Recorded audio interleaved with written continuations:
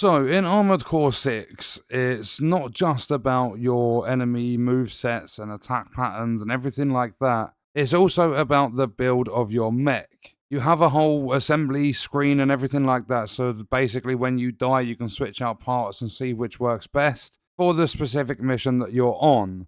And if you haven't already seen it, the previous video is talking about how I took down Balteus, if that's how you say the boss's name. It's known as one of the hardest bosses in the game because when the game first came out, I did a video for the very first boss in the game, the helicopter.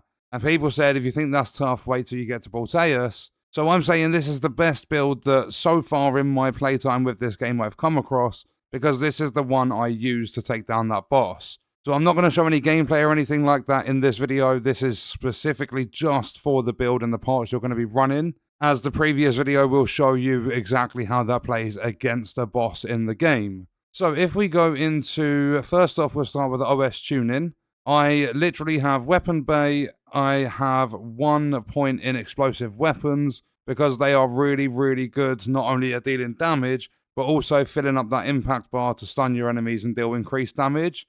And then we have ACS, the dynamic deflection control tuning, to mitigate some damage that's going to come your way from enemy attacks.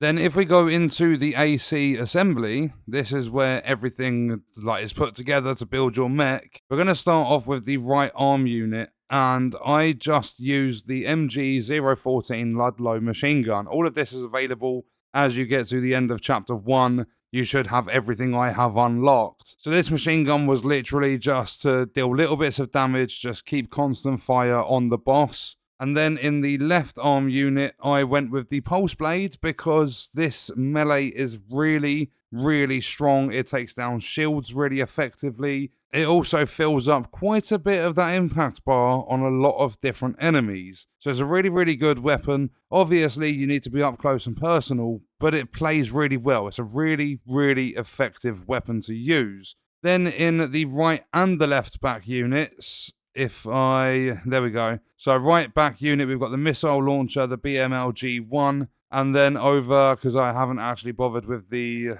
other side of the back unit, we have that's to do with the weapon bay, by the way, the OS tune-in.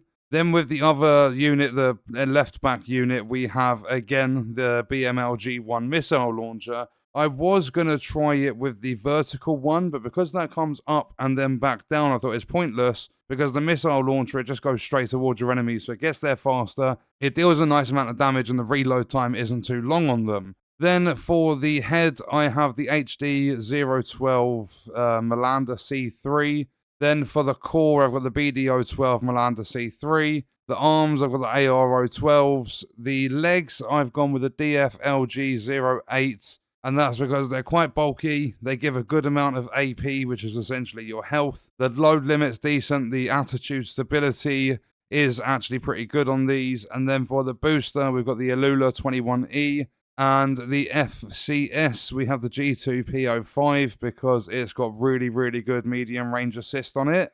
And then for the generator, we've got the DFGN06 Ming Tang, and that's because the EN capacity, the recharge, and the supply recovery is the best that I've got. And then for the expansion, we have absolutely nothing at the moment. But overall, you can see the specs. We've got just over 10,000 AP. Our defensive performance is 1208. The attitude stability is 1674. The boost speed is 343. You can see the current load and the EN load there. So that's every single part I've used. I've managed to take down the end of chapter 1 main boss, Balteus, or however you say the bloody boss's name. I've taken that dude down, did it quite effectively. I'm going to say the best part of this build, and you start the game with this, has got to be that pulse blade. It's so good because you have a decent amount of health, you've got a decent amount of defensive performance. You can tank a little bit of damage, you can get up close and personal, and the pulse blade is just so powerful. But not only that, you don't have to make any progress whatsoever into the game